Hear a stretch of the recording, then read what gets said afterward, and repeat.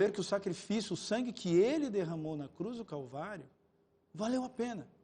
E a gente realmente está voltando para casa. Isso é uma coisa maravilhosa. É um sentimento de pai mesmo, né? Nós três aqui somos pais. E a gente sabe que se alguém quer nos alegrar, é melhor fazer alguma coisa pelo nosso filho do que por nós mesmos, né? E eu acredito que Deus vai nessa linha também, né? Porque, veja, a gente já tratou aqui de Deus como sendo magnânimo. Não tem nada que a gente consiga fazer que contribua com Deus, né? Mas há uma coisa que a gente pode fazer que alegra o coração de Deus, que não é feita exatamente com Ele, mas com os filhos dele, né, pastor? Sim. E o Guia de Estudos traz uma outra palavra também que eu acho sensacional, que é a palavra da motivação. Né? Então, o que nos motiva a fazer algumas coisas? Né? O que nos motiva a testemunhar? Várias coisas, né? Inclusive o bem das pessoas, claro, né? Mas aqui o Guia fala que uma das maiores motivações para levar o amor de Cristo é saber que testemunhar alegra o coração do Senhor. Alegra o coração de Deus. Incrível, né? É uma visão, assim, totalmente... Esses dias o Noah diferente. chegou para mim, pastor Jader, o Noah é o mais velho, né? E ele chegou assim para mim: papai, eu amo a mamãe. Cara, aquilo encheu o meu coração. Sim. Entende? Por que ele ama a mamãe? Porque a mamãe faz comida para ele, a mamãe faz cócega nele, a mamãe dá banho, a mamãe cuida dele, faz tudo por ele. Então, assim, mesmo na inocência, né, sem ele entender o que ele está dizendo, ele está testemunhando de quem? De quem ele ama. Quando a gente olha para o que Deus faz para a gente, né, a gente realmente, testemunhar não se torna um processo, não se torna uma estratégia, não se torna uma campanha evangelística. Testemunhar se torna algo natural.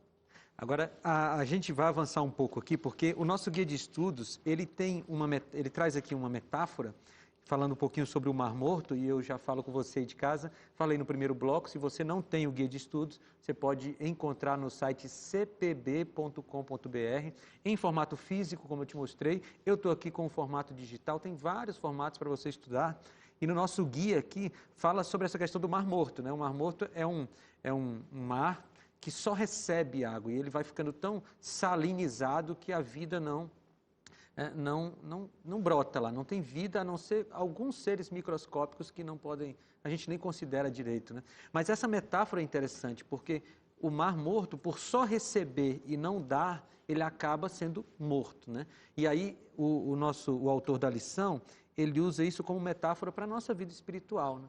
Se a gente só recebe, mas não dá, não doa, isso acaba prejudicando a nós mesmos, né? E existe ainda um contraste, né? Dentro dessa metáfora, eu gostaria de fazer um contraste rápido aqui entre o Mar Morto e o Mar da Galileia, que são interligados pelo Rio Jordão. Sim. E era um testemunho constante para o povo judeu.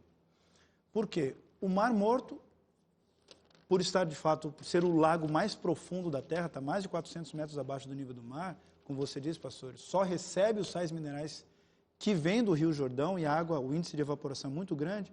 Então, aquele sal fica concentrado lá, com uma concentração 10 vezes maior que a dos oceanos.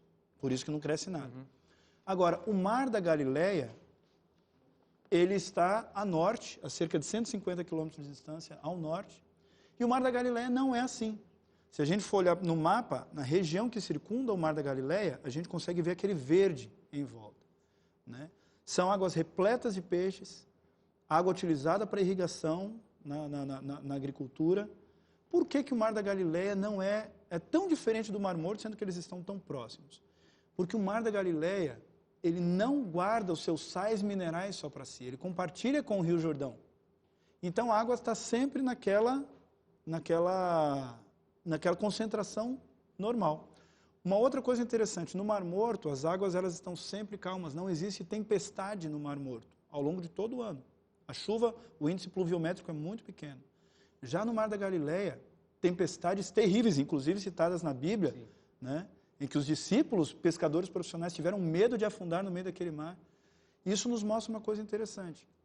Se você é uma pessoa que compartilha as bênçãos de Deus com outras pessoas, você provavelmente vai ter problemas, provavelmente vai ter muita dor de cabeça, as pessoas vão mal compreender você, são as tempestades na sua vida. Ou você pode ser como o Mar Morto, que não compartilha com ninguém. Sua vida vai ser muito calma, mas vai ser morta. nesse caso, pastor Jader, só estudar a Bíblia, só se alimentar e não compartilhar esse pão espiritual não é vantagem, né? Não é.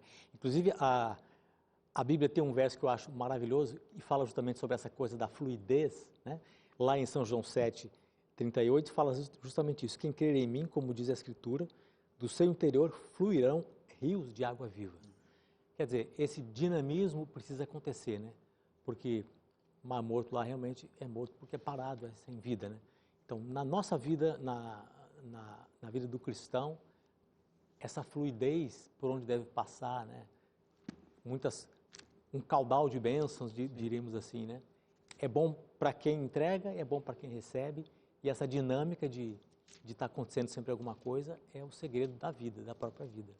E essa imagem que Jesus coloca é muito bonita, né? Porque ele é a água da vida, então nós recebemos essa água da vida, mas ao mesmo tempo que a gente recebe, nós nos tornamos fontes, né? Fontes. E a fonte, ela jorra e ela abastece outras pessoas, que se tornarão fontes e que abastecerão outras pessoas. E essa é a dinâmica da vida, né? Tem um texto aqui do livro Desejado de Todas as Nações, está aqui no nosso guia de estudos, a página 142, eu achei muito bonito, eu vou ler para você aqui. Diz assim: Deus poderia ter realizado o seu plano de salvar pecadores sem o nosso auxílio, mas para desenvolvermos caráter semelhante ao de Cristo, precisamos partilhar de sua obra, com o propósito de participar da alegria dele, a alegria de ver pessoas redimidas por seu sacrifício, devemos colaborar em sua obra para a redenção delas. Ou seja, nós trabalhamos na obra de Cristo e o benefício não é só para o outro, é para a gente também. Isso é verdade. E tem um texto aqui que me chamou muita atenção, fala assim que aqueles que desejam ser vencedores, eles precisam negar a si mesmos. Sim. E a única coisa que vai fazer essa grandiosa obra é interessar-se para a salvação dos outros. Então, quer dizer, até para a gente quebrar esse nosso egocentrismo, né, o Evangelho é a chave, né, para você virar um cristão autorocêntrico, né, uma pessoa que vive para os outros, imitando, obviamente, o grande mestre. Porque foi isso que Jesus fez, né? Ele poderia ter ficado no céu com a sua glória. Sim. E ele veio para esse mundo aqui cheio de pecado para se doar para os outros, e a gente, como cristão, a gente quer se doar para os outros. Paulo também recomenda isso, né? Que haja em vocês o mesmo sentimento que houve em Cristo Jesus, né? Que subsistindo na forma de Deus, se tornou um homem, e como homem se tornou um servo e foi obediente até diante da morte e morte de cruz, né?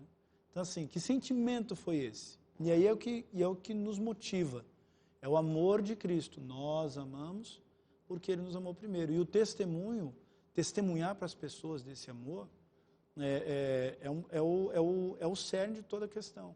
Entende? É você amar as pessoas como Cristo amou você primeiro. É o cumprimento do mandamento, é a essência da lei. Então, eu acho que a gente já avançou bem aqui na resposta à pergunta inicial, por que testemunhar, né? A gente já viu aqui vários motivos. A gente já viu que testemunhar é uma alegria, causa alegria no coração de Deus. A gente já viu que testemunhar é um benefício para nós. E a gente viu que testemunhar é uma das coisas que fazem parte da vida cristã. A vida cristã, um dos aspectos dela é o testemunho a respeito de Jesus. E é isso que a gente vai ver no próximo bloco. O testemunho de Jesus, além de ser um benefício, ele também é um mandamento. Você quer saber sobre isso?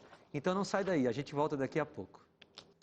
Estamos de volta com o seu Lições da Bíblia, lembrando que nós estamos no início de uma nova temporada de estudos e vamos estudar nesse trimestre sobre essa alegria de testemunhar. O tema do Guia de Estudos é Fazendo Amigos para Deus, a alegria de participar da missão. Se você não tem o Guia de Estudos da Bíblia, entre em CPB, é uma sigla para Casa Publicadora Brasileira, cpb.com.br, e você pode adquirir lá o seu guia físico ou o guia virtual, eletrônico, como eu estou aqui, né, em e-book. Você pode escolher lá a sua modalidade que mais agrada a você. E agora nós vamos conhecer um pouco do nosso outro convidado. Ele já é bastante conhecido, pastor Jader Santos, já tem muitas músicas maravilhosas com os Arautos do Rei, gravado com outros grupos mais, mas eu queria que ele falasse um pouquinho para a gente, pastor Jader, como foi essa sua trajetória, quantos anos o senhor já tem de ministério pastoral?